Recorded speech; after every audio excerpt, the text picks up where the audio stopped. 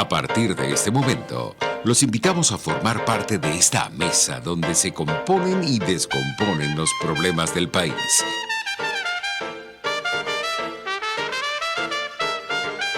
RCR presenta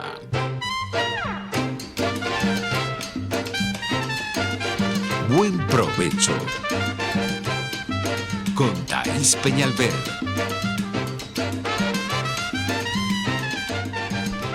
Buenas tardes, maravillosa audiencia de Radio Caracas Radio. Sean todos bienvenidos a Buen Provecho. Para quienes nos preguntan dónde están, qué va a pasar con Radio Caracas, van a volver. Bueno, volveremos cuando cese la usurpación. Eso es absolutamente seguro. Pero mientras tanto, pueden vernos y escucharnos a través de nuestras redes sociales. El canal de YouTube, RCR 750, por allí pueden vernos y escucharnos. También por el Periscope, desde la cuenta de Twitter, pueden allí seguirnos en tiempo real. Estamos con ustedes a pesar de el ataque contra la libertad de expresión propio de regímenes como este que tiene secuestrada a Venezuela. De manera que seguimos con ustedes. Agradecemos a quienes se preocupan por Radio Caracas Radio, por todas sus anclas y el personal que trabaja aquí, quienes preguntan permanentemente. Estamos bien, estamos dedicados a tiempo completo a estar con todos ustedes llevándole la información. Lamentamos muchísimo por aquellos que realmente nos escuchaban a través de la frecuencia AM en sus casas, en sus almuerzos, las personas mayores que realmente se sentían acompañadas con nosotros los mediodías, nos escuchaban, además participaban por teléfono. El problema del teléfono también ya no lo tenemos, ya no podemos conversar con ustedes ni escucharlos. Tenemos sí los chats para las personas que estén interesadas en los temas que les traemos acá para conversar todos los días, en mi caso, todos los mediodías. Hoy vamos a tener un programa interesantísimo y es sobre la culpa. Ayer hablábamos un poco sobre las responsabilidades ciudadanas. Los países se soportan, además de tener poderes e instituciones, marcos legales, también tienen una ciudadanía. Nacer y ser nacional de un país trae consigo una responsabilidad. Nacer en un país no significa haber nacido y ya. Yo hago mi vida y bueno, lo que pase en ese país es asunto de otros, es asunto de políticos, es asunto de los pocos que se preocupan, no es asunto mío. Mi asunto soy yo, vivir mi vida y que todo se caiga a pedazos. Pues no es así. Y la historia de la humanidad nos ha enseñado que eso no es así. Que cuando usted nace en un país, usted nace ya con una responsabilidad a cuestas. Y esa responsabilidad se llama defender a su país, sentirlo como suyo. Ese suyo es arraigo y sentido de pertenencia, para que no llegue otro, un tercero, a destruirlo. Las sociedades que han sido barridas, pueblos enteros, naciones enteras, por los bárbaros, por los tiranos, aprendieron eso después de mucho dolor. Si hay corrupción en su país, a usted le debe doler. Y no responsabilizar a la democracia, que es solamente un sistema de gobierno, ni a los políticos, sino al único responsable, que sea el corrupto. Usted como ciudadano debe velar porque existan autopistas, calles y avenidas limpias y en buen estado. Usted como ciudadano debe reclamar y exigir con contundencia y con fundamentos también cómo se utilizan los dineros del Estado, que son suyos. Si una empresa del Estado es robada, usted tiene que reclamar, a usted le tiene que doler. Si se viola la Constitución y las leyes para torcer lo que venía más o menos acomodado, usted se debe quejar. Por ejemplo, ¿cuándo debió quejarse la ciudadanía en bloque si hubiese sido una sociedad democrática? Cuando le otorgan los sobreseimientos a los militares golpistas del 4 de febrero y el 27 de noviembre, sin necesidad de convocatoria, cada ciudadano venezolano, conocedor de lo que significa ser ciudadano, defensor de su ciudadanía y de su país, debió haber salido a las calles a protestar ese hecho. En Venezuela eso no ocurrió. ¿Cuándo debieron haber salido los venezolanos en bloque, indignados a nivel nacional? Cuando le entregan a Hugo Chávez Frías, ya siendo presidente, la Constitución de 1961, y le dicen que van a un referéndum consultivo para una constituyente. ¿No tenían que saber los venezolanos que esa posibilidad no existía en la Constitución de 1961? ¿No era nuestra obligación entenderlo, saberlo y haberlo estudiado? ¿De qué nos vale entonces vivir en un país si no conocemos su Constitución y sus leyes? ¿Si no luchamos para que se cumplan? ¿Si no las cumplimos nosotros? No se podía convocar ese referéndum. Estaba allí expresamente contemplado. Y así, a lo largo de 20 años, ante la mirada indolente de todo un país, 4 gatos se robaron a Venezuela.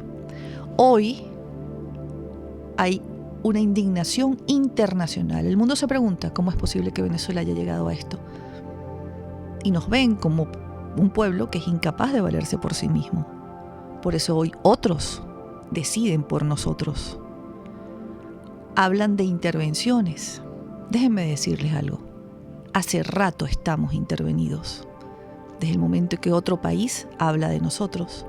Desde el momento que organismos internacionales hablan en nombre de nosotros, es porque ya estamos intervenidos. Y ya nos ven como esos pueblos olvidados por la mano de Dios en el África ardiente. De manera que yo creo que es un buen momento para hablar de nuestras culpas y dejar de decir, yo no marcho más, ya yo me cansé, ya yo agarré mi banderita y mi botellita de agua. Porque Venezuela no se merece ese comentario.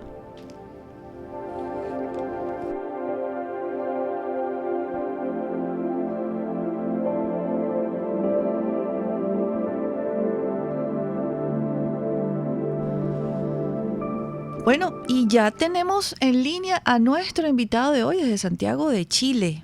Nuestro invitado de hoy escribió en el año 2018 un artículo estupendo, propio con el tema, propicio para el tema que vamos a conversar hoy, que estábamos hablando ayer también con nuestro invitado Julio César Reyes, un ciudadano abnegado, dedicado, fajado a luchar por sus comunidades, que se cansó de criticar a los políticos y se metió a político, así como suena. Dijo, bueno, yo me cansé. Yo no sé si lo están haciendo bien o mal, pero yo voy a hacer también el trabajo porque dentro de mi crítica, pues yo voy a participar. Pero nuestro invitado de hoy ha escrito ese artículo que les comentaba. Lo titula Los venezolanos y el problema de la culpa. Está con nosotros ya Luis Alfonso Herrera Orellana. Bienvenido, Luis Alfonso. Qué magnífico artículo escribiste en el 2018. Cuéntame hoy, ¿cómo ves el artículo? Muchas gracias, Thais, como siempre, por la invitación y la oportunidad de estar con ustedes en buen provecho. En efecto, este es un texto del año pasado que, bueno, tuve el interés y la necesidad, podría decirse, de escribirlo. O la preocupación. Aquí un texto que en su momento el filósofo alemán Karl Jaspers dedicó a la nación alemana, al pueblo alemán, a los ciudadanos de ese país, ¿verdad?, luego de terminada la Segunda Guerra Mundial e iniciado el proceso de reconstrucción, justamente en medio del debate que en Alemania se generó en torno al problema de la culpa, de la responsabilidad de los alemanes por lo que ocurrió durante el periodo nacionalsocialista. Allí, por supuesto, como en otros momentos de la historia, hubo la tentación o la postura de que esto simplemente había sido responsabilidad, culpa de un sector minoritario dentro de la población alemana, tomados por la maldad más radical que se había conocido, los nazis, y que en ese sentido el resto de la población en mayor o menor medida simplemente había sido víctima de lo que esa camarilla logró hacer desde el poder contra Alemania, desde luego, y por supuesto contra el resto de Europa. Jasper, entre otros pensadores, pero él especialmente en este ensayo sobre, lo tituló Los alemanes y el problema de la culpa, enfatizó en que era la peor opción tomar ese camino de residenciar o reducir la responsabilidad a un pequeño grupo de desadaptados, de criminales, en lugar de entender la cuota de participación, de culpa y de responsabilidad que los alemanes en su conjunto, hablando directamente a los individuos, podían tener en lo que lamentablemente ocurrió durante esos años en ese país y en el continente europeo. Y allí en ese ensayo, pues él hacía una serie de distinciones en cuanto al grado o tipos de culpa, ¿verdad? No me quiero extender tanto en esa parte más filosófica, pero destacaba dos en donde yo profundizo en el texto y que creo que en nuestra conversación puede ser relevante, que es por un lado la culpa criminal, ¿verdad? La culpa jurídica, penal, en donde por supuesto quienes están al frente de ese régimen autoritario, totalitario, tienen claramente culpa y responsabilidad y asuntos que responder o por los cuales responder ante la justicia, pero luego hay una culpa política, es una culpa a la que en tu comentario inicial hacías ya referencia, Thais, respecto de lo que significa ser ciudadano perteneciente, ¿verdad?, a una comunidad política, a un Estado, y por supuesto lo que significa en ese sentido con el que inicio el texto del artículo, ¿verdad?, la cuarta acepción que en el diccionario de la Real Academia de la Lengua Española tiene la palabra culpa, esa acción u omisión que provoca un sentimiento de responsabilidad por un daño causado.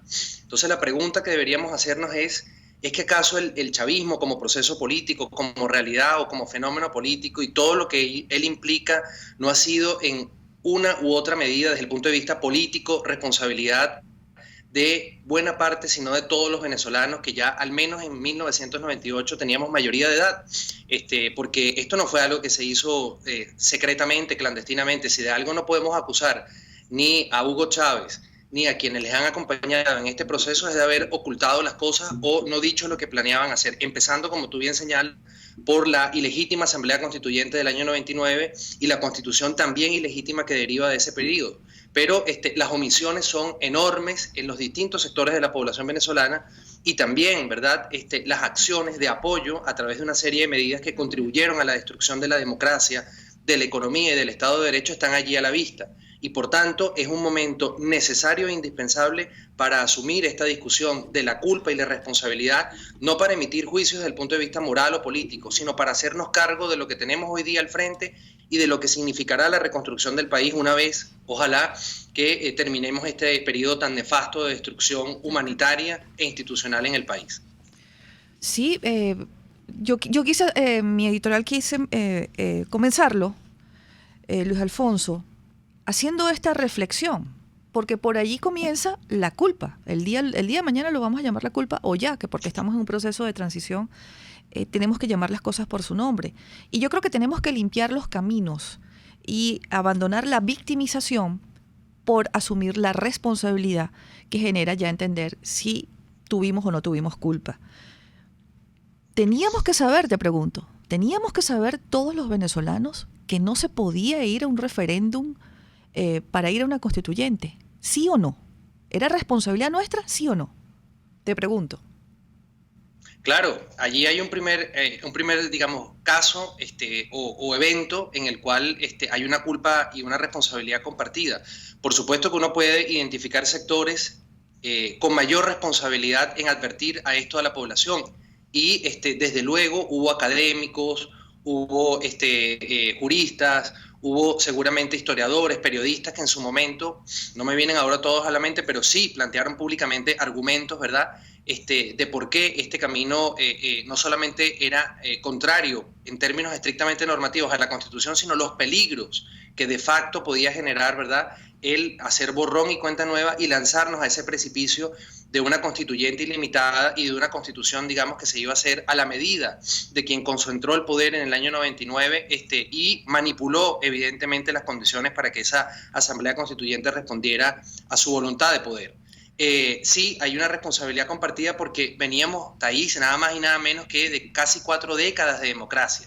Y una democracia en el tiempo, digamos, moderno, en el siglo XX ya, no se puede entender sin una constitución, sin la función que una constitución desempeña y sin lo que significa la división de poderes, sin lo que significa el establecer límites claros, por ejemplo, al Ejecutivo o en este caso a lo que son los procedimientos de reforma de una constitución. La constitución es la base, digamos, más importante de funcionamiento de cualquier sociedad para saber qué le corresponde al sector público y qué le corresponde, digamos, a la sociedad civil y a los ciudadanos que conforman esa comunidad. Luis Alfonso, entonces, que en 40 años, por ejemplo, no hayamos entendido que una constitución no es un proyecto político, bueno, nos lleva a ese precipicio del año 99, pero además con complicidad de, por ejemplo, personas que estaban en la Corte Suprema de Justicia que no tuvieron la valentía, Thaís, de en ese momento decir, no, el principio de supremacía constitucional debe prevalecer sobre la soberanía popular porque ésta se desborda y se convierte en enemigo de sí misma si esa supremacía es destruida, por ejemplo, modificando la Constitución a través de un mecanismo que no es el previsto en ella.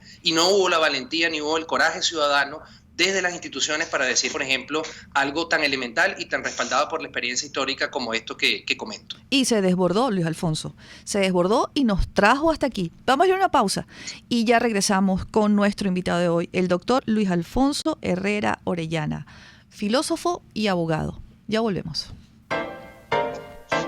Usted escucha Buen Provecho con Thaís Peñalver por RCR 750 AM. Sintonícenos a través de Periscope, @RCR750, la radio que se ve. ¿Te gusta lo natural? Tu Cocada Express El Paraíso. Allí podrás disfrutar y degustar los beneficios del coco, agua de coco, aceite, helados, dulces y la mejor cocada de Caracas. Con los toppings de tu elección. Estamos en la avenida Páez del Paraíso, frente al Parque Naciones Unidas. Síguenos, @Tu Cocada Express. Tu Cocada Express El Paraíso, como tú la quieras. Superar una lesión es trabajo de profesionales. La unidad de cirugía articular y medicina deportiva Haroldo Macareño y Guillermo Rangel cuenta con el mejor equipo de traumatólogos en medicina deportiva, cirugía artroscopia y reemplazos articulares. Ubícalos en la Policlínica Metropolitana o al 0414-305-8176. Superar tu lesión es nuestro compromiso. Si te provoca comer algo liviano y estás en Santa Mónica o en sus alrededores, acércate al restaurante El Carretón y pide las sabrosas y exquisitas empanadas que allí preparan, de carne, pollo o queso. Eso sí, acompáñalas con un refrescante jugo de frutas frescas de tu preferencia. Date el gusto en El Carretón, en la urbanización Santa Mónica, Avenida Teresa de la Parra. Restaurante El Carretón, sazón y tradición.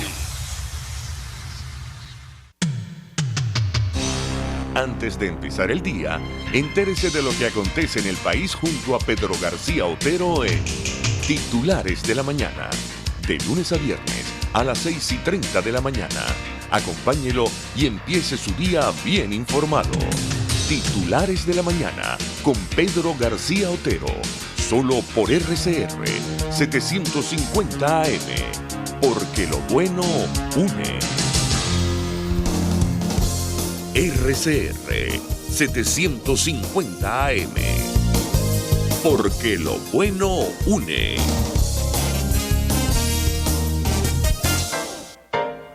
Los grandes temas se debaten en la mesa.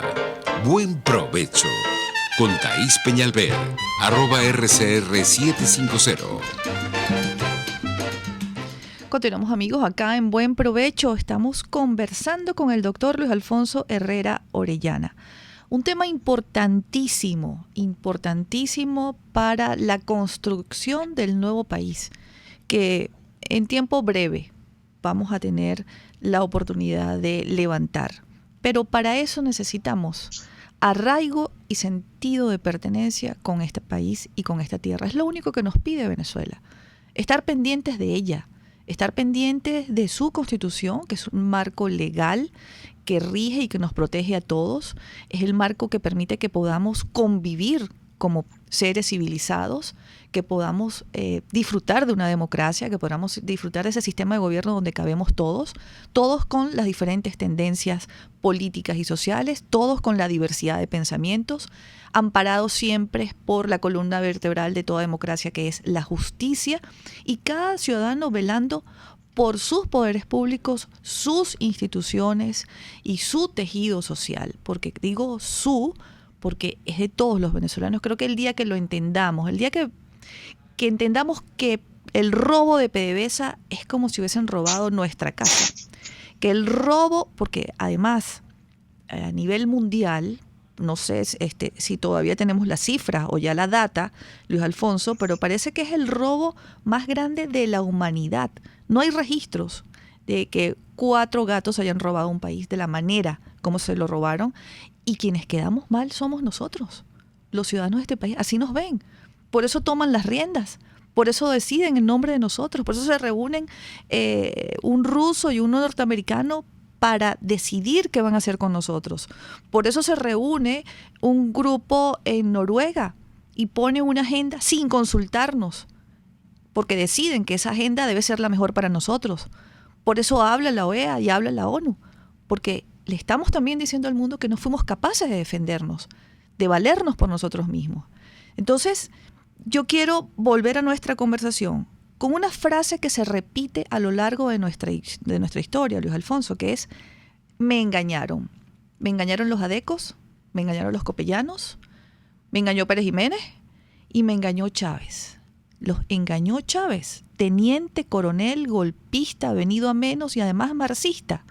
No sabíamos, o no sabían quienes votaron por él, que los militares no entregan el poder de forma democrática. Luis Alfonso.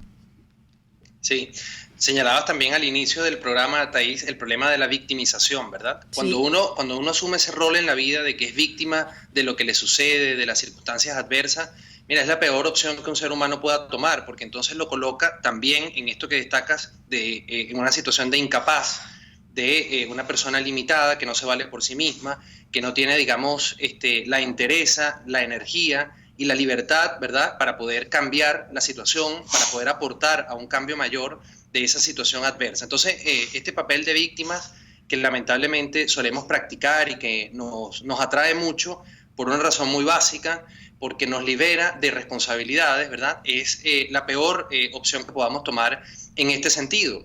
Y por el contrario, si realmente en algún momento los venezolanos en general queremos dejar de ser niños, queremos pasar a ser adultos y entonces perder ese miedo a la libertad de la que se hace referencia en el texto, ¿verdad?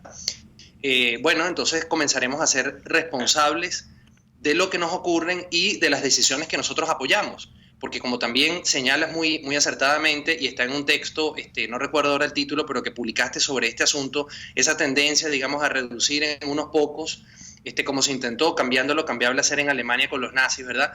Las penurias y los desastres que históricamente hemos tenido, por supuesto, sin ningún tipo de comparación ni en Venezuela ni en la región, cuidado si no en el mundo. Bueno, ¿es por qué? Bueno, porque apoyamos cosas terribles como, por ejemplo, esta creencia de que el Estado, los militares, el petróleo van a hacer las soluciones a una cantidad de problemas políticos, económicos, sociales que todas las sociedades enfrentan, y Venezuela no es una excepción en ello. Entonces, transferir esa responsabilidad buscando un mesías, buscando una persona fuerte, buscando una estructura, digamos, impersonal, que no existe, porque al final las instituciones son conducidas por seres humanos, para que entonces nos liberen de la carga de resolver esos problemas con participación, con ideas, con razonamiento y con compromiso y responsabilidad. Luego esa manipulación de la historia de que somos un pueblo glorioso, libertador, guerrerista, que decimos, es decir, esta cosa épica que intoxica definitivamente. Es decir, somos un país que con mucho esfuerzo, igual que otros países de la región, lograron en algún momento tener un marco institucional luego de una cantidad de conflictos internos y de superar lo que fue el trauma, por decirlo de alguna manera, de esa ruptura con el mundo hispánico y específicamente la corona española, pero que lamentablemente luego en el siglo XX no se ha sabido mantener, digamos, ese marco institucional que con tanto esfuerzo entre el siglo XIX y el siglo XX se logró establecer. ¿Y eso por qué? Bueno, porque despreciamos el derecho, Thaís, porque no entendemos lo que es el Estado de Derecho, no entendemos que la economía debe funcionar sobre la base de la competencia, la propiedad privada, sin que eso implique que no haya una regulación institucional para evitar los abusos, para castigar los delitos. No entendemos que desde el resentimiento, que desde el paternalismo, que desde el populismo no se puede prosperar, ¿verdad? El mercantilismo también, los distintos sectores del país, tanto los sectores más altos como los sectores medios y los sectores populares, mantenemos patologías respecto de nuestra relación con el poder que no queremos evidenciar. que no queremos asumir públicamente porque nos da vergüenza, porque nos da impotencia o porque tenemos miedo que el día de mañana en una Venezuela con otras características, entonces los privilegios o la falsa protección que esa dependencia o que esa relación patológica con el poder genera desaparezcan.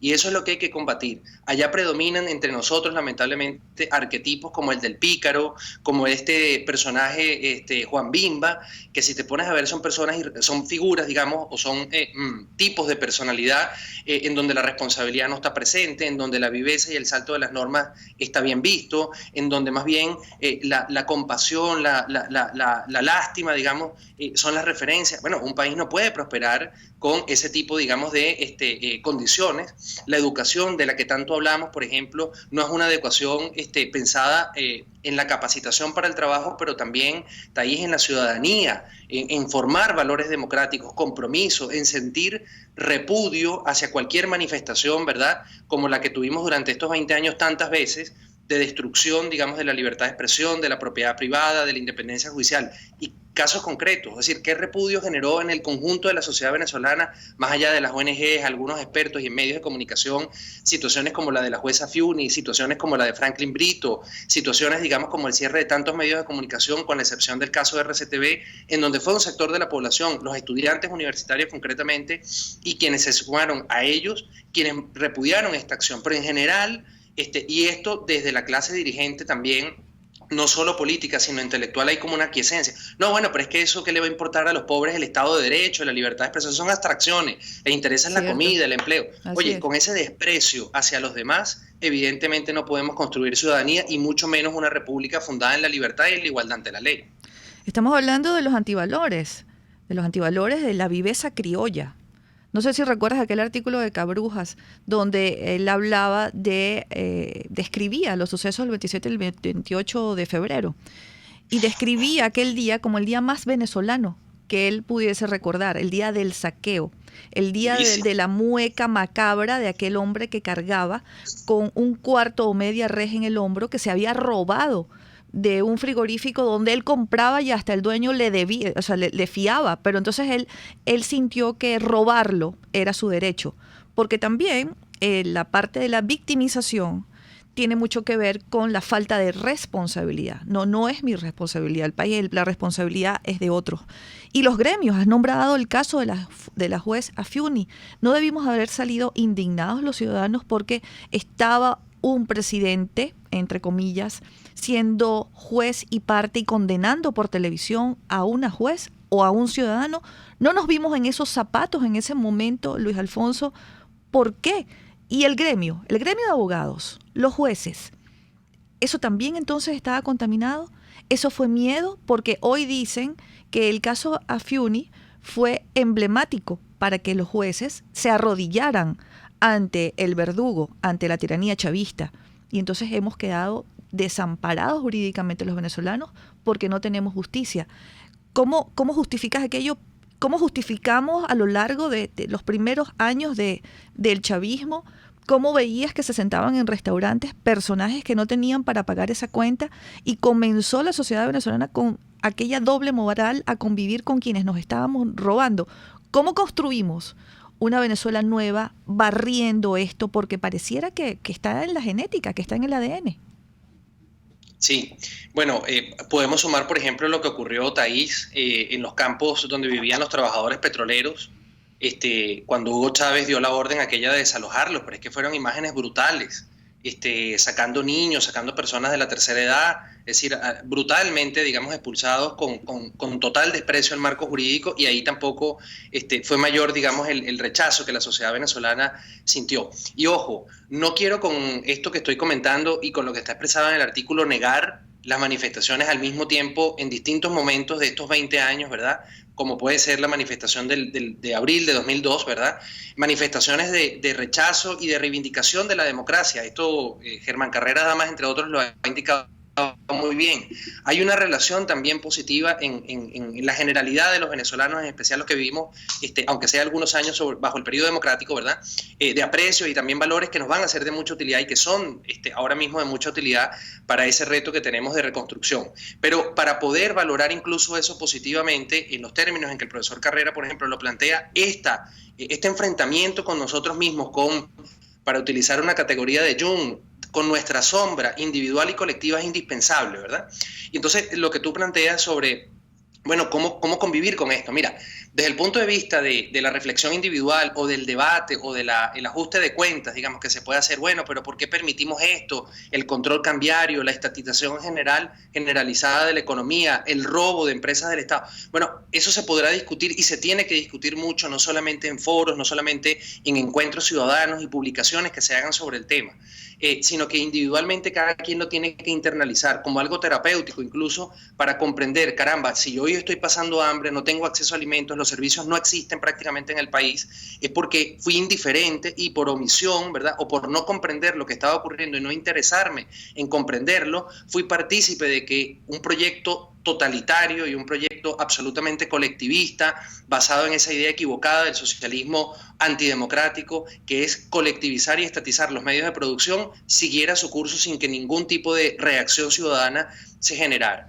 Pero para corregirlo, dado que no podemos entrar en una infinita, digamos, discusión, ni tampoco enjuiciamiento de que tú eres más culpable que yo, porque eso evidentemente no daría ningún resultado, hay que apuntar a las instituciones, Thais. Países como Chile, como Perú, probablemente Colombia en alguna medida, por hablar de países de nuestra región, el caso de Noruega, en algún momento, digamos, con lo que fue su situación de país petrolero, no cambiaron luego de que se hizo una suerte de purga cultural o moral en su sociedad, ni tampoco porque se hizo una distinción entre los culpables y los que no eran culpables, sino porque a partir de la culpa y de asumir responsabilidades, se apoyaron instituciones políticas, económicas, fundamentalmente, que permitieron un cambio en la dirección de estas sociedades, permitieron, digamos, que la democracia se fortaleciera, que el Estado de Derecho pudiera coger raíces con independencia del Poder Judicial, con división de poderes, y que la economía funcionara asignándole al Estado el rol que debe tener, que es institucional, de árbitro, no de parte, digamos, y no de promotor o de controlador, y al sector privado, pues, el rol de la función empresarial que le corresponde, con respeto a los derechos de propiedad, con competencia, con libertad económica, y obviamente fortaleciendo aspectos sociales como la educación, como el acceso a servicios básicos, de nuevo, no a partir de una idea estatista de estos asuntos, sino más bien pensando, por ejemplo, en el caso de Chile, desde el punto de vista de la subsidiariedad, de la economía social de mercado en el caso alemán, es decir, fórmulas que asignen roles. Ese debate es el que deberíamos dar, pero para poder entender la urgencia, la pertinencia y lo importante que es en nuestras vidas el que tomemos decisiones sobre las instituciones que necesitamos tener en Venezuela y que necesariamente pasarán seguramente más pronto que tarde por tener una constitución adecuada para ese proyecto, ¿verdad?, común, de patria, de Estado, de nación, y no, digamos, de una parcialidad política. Bueno, es necesario entender que hemos apoyado ideas, proyectos, políticas que son nefastas y que no terminamos todavía, al parecer, por discusiones que se dan hoy en día sobre cómo reorganizar estas cosas en la Venezuela futura, de que no sirven para nada, de que nos han hecho daño, por ejemplo, la estatización de los años 70. Entonces, hay que entrar en una discusión no emocional, sino educación, digamos, racional de la misma para poder avanzar en ese sentido. Es educación, Luis Alfonso. El resumen de todo ese relato que has hecho es educación. Hay que educar, tenemos que educarnos. Vamos a una pausa y al regreso continuamos con nuestro invitado de hoy, el doctor Luis Alfonso Herrera Orellana. Ya volvemos. Usted escucha Buen Provecho con Thais Peñalver por RCR 750 AM. Puedes seguirnos en nuestras redes sociales. En Twitter, @RCR750, la radio que se ve. Winston Churchill. Un apaciguador es alguien que alimenta a un cocodrilo, esperando que se coma a otro antes que a él. La debilidad de nuestra economía es sorteada todos los días por personas con ideas creativas. Son emprendedores. Historias contadas por cuenta propia. La economía de carne y hueso. Comparta la suya también con Román Ibarra y Rolando Padilla. Por cuenta propia, la economía de carne y hueso. Todos los sábados, a partir de las 9 de la mañana, por RCR 750 AM. RCR 750 AM, porque lo bueno une. Conéctese con nosotros en señal abierta o por rcr.tv, la radio que se ve. Y síganos en Twitter, @RCR750 y @PrensaRCR. Y buen provecho. Continuamos, amigos, en Buen Provecho. Bueno, hay una noticia de última hora. Se confirma que el comisario Simonovic está fuera de Venezuela. Se escapó del cautiverio de 14 años. Esta es una prueba más, Luis Alfonso, de lo que hemos y con qué hemos vivido aquí en Venezuela. Leo a Sergio Contreras en su cuenta de Twitter, dice que se escapó el comisario Simonovic. No tener justicia. ¿Cómo vivimos con eso? ¿Cómo vivimos con eso nosotros los venezolanos? Con presos políticos. ¿Cómo hacemos para sobrellevar que no exista justicia en un país? Es una cosa que a mí me ha angustiado mucho, porque siempre he dicho, desde el primer preso político, debimos haber saltado las calles. Debimos habernos puesto en esos zapatos. Y de ahí en adelante, ¿cuántas familias sufriendo en las mazmorras? Porque sus familiares están en las mazmorras. De allí en adelante, ¿cuántos han cambiado su vida? Se recupera un hombre o una mujer que ha sido privado ilegítimamente de su libertad. Es la misma persona. ¿Quién le devuelve a ellos y a su familia los años perdidos y el sufrimiento y la vida? Luis Alfonso, ¿me puedes responder eso? No, es tremendo, Thaís. Imagínate, la existencia de personas secuestradas, ¿verdad? Porque esto no tiene ningún tipo de base jurídica, sino que son actos de fuerza, secuestradas por un régimen absolutamente despótico como el que se instaló en Venezuela desde hace ya mucho tiempo. Bueno, es una expresión, digamos, de la enfermedad y de la más que decadencia, de la ruina de un país que aspiraba a vivir en libertad y en democracia, ¿no? Y esto, bueno, lleva una reflexión, creo que pertinente también por estos días, y que tiene que ver ya con un nivel, digamos, muy concreto dentro de este tema de la culpa y la responsabilidad, que es la culpa criminal, ¿verdad? La culpa jurídica, penal, y lo relativo a la transición. De fondo, uno percibe que esta reflexión en torno a la culpa y cómo podemos, a partir de esta tragedia, de esta desgracia que nos ha tocado a los venezolanos padecer durante estos casi 20 años, o estos 20 años ya, digamos, cómo podemos lograr un aprendizaje creativo, constructivo, ¿no? Como en el texto lo comento, en lugar simplemente, bueno, de quedarnos en uno más bien destructivo o que empeore hacia futuro las condiciones que hicieron posible este horror. Y cuando entonces uno ve en la discusión pública, Thaís, que algunas personas o sectores comienzan a decir que los responsables de estos crímenes, por ejemplo, de tener secuestrados políticos, de tener personas torturadas, de tener personas eventualmente desaparecidas, personas, digamos, en las peores condiciones que uno puede imaginar durante ese secuestro, ese cautiverio, bueno, que esas personas son venezolanos también, esas personas tienen que estar consideradas porque, bueno, ¿qué se puede hacer? Tenemos que convivir, tenemos que entender las diferencias. Es que claramente no está para nada, ¿verdad?, reflexionado y considerado este asunto de la culpa y de la responsabilidad. Es decir, hay temas que desbordan lo político. Es decir, esta reflexión sobre cómo hacernos cargo comunitariamente o como sociedad respecto de la reconstrucción a partir de la responsabilidad vale para los ciudadanos que de pronto, la gran mayoría, en un momento apoyaron o tuvieron simpatía por el chavismo, pero que no participaron directamente en la comisión de crímenes. Ahí hay una culpa moral, ahí hay una culpa política, y tienen que reflexionar y cambiar a partir, digamos, del reconocimiento y del entendimiento de lo ocurrido, su relación con el país y con el resto, digamos, de la sociedad, incluso con los que piensan diferente. Pero cosa distinta es lo que corresponde a las personas que ejecutaron estas órdenes, que dieron estas órdenes, y que además en videos como esta persona que recién salió del SEBIN, bueno, no solamente no muestran ningún tipo de arrepentimiento, ningún tipo de duda, ningún tipo de reflexión en torno al horror de lo que permitieron y contribuyeron a hacer, sino que por el contrario se vanaglorian de decir, o como el expresidente de Petróleos de Venezuela, que bueno, que esto es un proyecto revolucionario, magnífico, maravilloso. Es decir, estas personas claramente no entienden que deben rendir cuentas ante la justicia, ¿verdad? Y eso es porque nosotros en Venezuela tenemos un muy bajo nivel de sentido del Estado de Derecho, de la responsabilidad jurídica, ¿verdad?, que viene probablemente de antes del chavismo, del periodo democrático, porque recordemos que lamentablemente fue muy poco lo que se hizo respecto del Poder Judicial durante ese periodo para que fuera un poder independiente en realidad. Y lamentablemente esa tara, ese déficit en cuanto a nuestro proceso democrático lo estamos pagando con creces hoy día en este tipo de situaciones. De manera que es muy grave, tiene que haber responsabilidad penal, tiene que haber responsabilidad criminal. Que cuándo se pueda aplicar esto, que quién lo va a aplicar, bueno, sí, son temas que hay que discutir, pero lo que debe estar fuera de la mesa es esta tendencia a dar indulgencias o impunidad a quienes claramente tienen que responder por crímenes de lesa humanidad, por crímenes contra los derechos humanos, sin ningún tipo de atenuante, ¿verdad?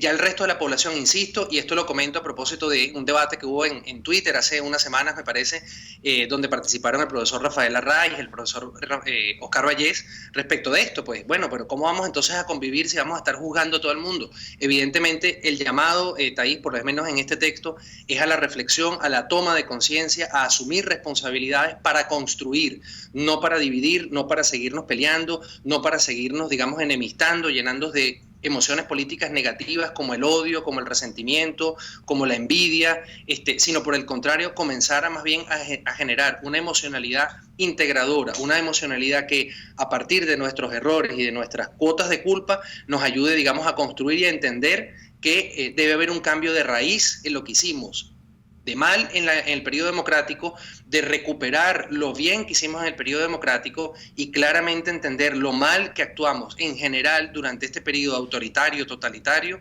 del chavismo, ¿verdad? Para no solamente no repetirlo, sino también establecer las responsabilidades individuales que corresponden por la cantidad de crímenes brutales que se han cometido en él. Yo recordaba ayer, bueno, y lo recordabas tú también, que los comisarios de la Policía Metropolitana, el comisario Iván Simonovic comandaba ese grupo, estaban vigilando, protegiendo a una marcha que ejercía legítimamente su derecho a la protesta y que ellos actuaron de acuerdo a los estándares internacionales de los cuerpos de policía del mundo que están encargados de custodiar las marchas, porque las marchas, las protestas y las concentraciones no requieren de permisos de ningún tipo de autoridad. Se manda una carta participando de la autoridad que se va a realizar esa actividad, pero solamente para que la protejan y la cuiden. Eso era lo que hacían los policías metropolitanos el 11 de abril del año 2002. Por cuidarnos, por protegernos, pasaron 14 años injustamente presos. ¿Por qué? Porque no había justicia. Pero no había justicia para ellos en aquel momento, ni para ningún venezolano hasta el día de hoy. Vamos a una pausa, Luis Alfonso, y volvemos ya con el final de nuestro programa. Y se nos ha hecho corto, muy corto. Espero que el próximo jueves puedas acompañarnos con nuestra queridísima Marisol Ramírez, que es una psicóloga que nos está ayudando, nos está acompañando en este proceso, porque lo que vivimos no es normal. Muchos venezolanos, muchos de nuestros oyentes necesitan un poco de ayuda, un poco de asistencia. Y aquí estamos también respaldándolos y acompañándolos en esta angustia que es tan difícil de manejar y de llevar. Ya volvemos. Análisis, opinión, entretenimiento y mucho más. Escucha Buen Provecho con Thaís Peñalver por RCR 750 AM. Puedes seguirnos en nuestras redes sociales. En Twitter, @RCR750, la radio que se ve. En el bar-restaurante Long Low puedes disfrutar lomito o langosta, pollo o el pescado como te gusta, una exquisita pasta al fileto o una suculenta hamburguesota. En Long Low se dan cita a los más exigentes comensales y tiene capacidad para 80 personas. Si eres el 81 no entras, no te quedes afuera. Acércate a la urbanización Santa Mónica, Avenida Teresa de la Parra, calle Rufino Blanco Fombona, pasando el centro comercial a la derecha. Bar-restaurante Long Low, poquito pero sabroso, pero sabroso. Señora ama de casa, ya basta de comprar pan a precios exorbitantes. Ahora compra el mejor, el más sabroso, fresco y de mejor calidad. Pan El Cedro. Y el precio te sorprenderá. Pídelo en abastos, supermercados, tiendas de conveniencias y afines. Señor comerciante, haga su pedido en Caracas al 0212-870-8626 y 0412-800-0733. En Margarita, 0295-263-9099 y 0414-982-8488. Pan El Cedro, sabor, frescura y calidad. Pluralidad contigo. Respeto contigo. Responsabilidad contigo. Libertad contigo. Estamos contigo y punto. De lunes a viernes a la 1 de la tarde. Contigo. Solo por RCR 750 AM. Porque lo bueno une. Los grandes temas se debaten en la mesa. Buen provecho. Con Thaís Peñalver, @RCR750. Continuamos, amigos, con nuestro invitado de hoy, el doctor Luis Alfonso Herrera Orellana. Les quiero recomendar su artículo Los venezolanos y el problema de la culpa. Fue escrito el año pasado.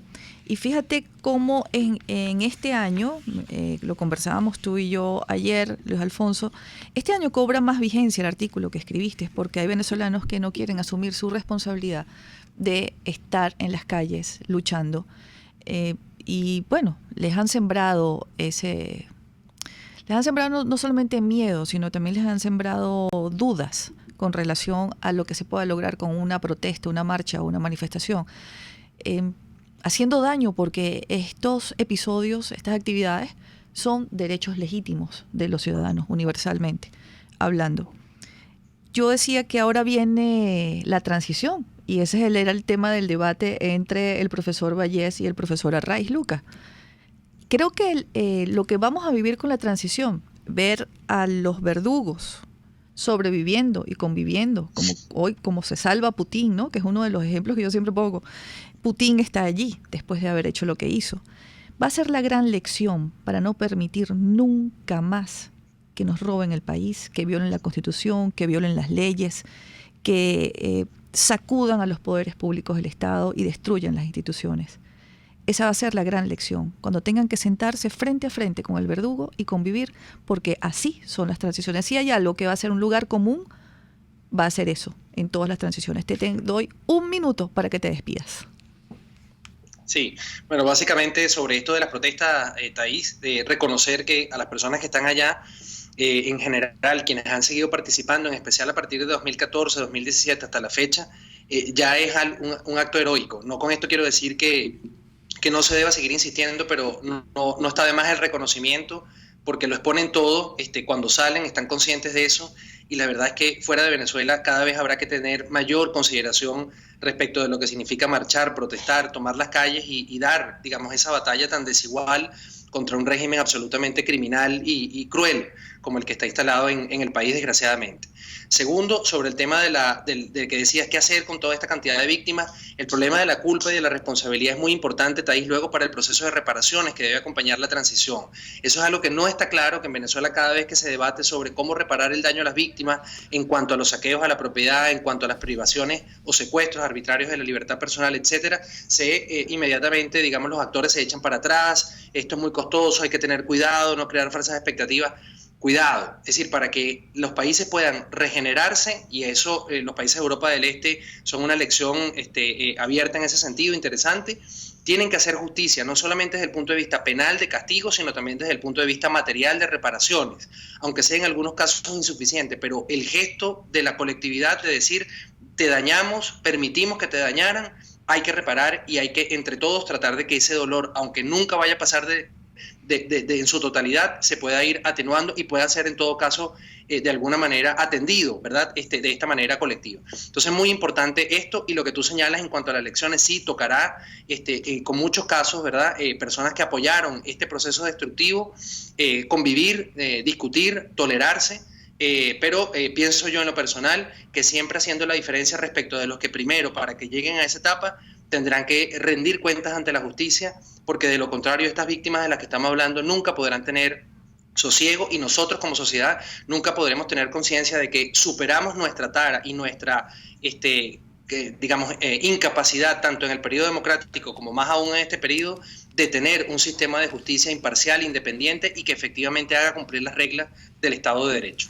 Muchísimas gracias, Luis Alfonso, por acompañarnos el día de hoy. Te mando un abrazo inmenso del tamaño de la distancia que nos separa en este momento, y que más temprano que tarde vas a estar con nosotros, vas a volver a tus aulas con tus alumnos a dictar cátedra de filosofía y de derecho. Gracias por estar con nosotros. Que así sea, muchas gracias, Thais. Igualmente, otro abrazo también muy fuerte para ti y saludos a todos en RCR.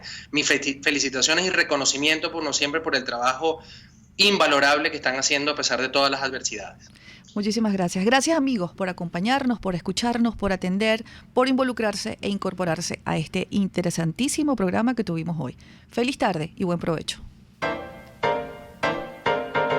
RCR presentó Buen Provecho con Thais Peñalver.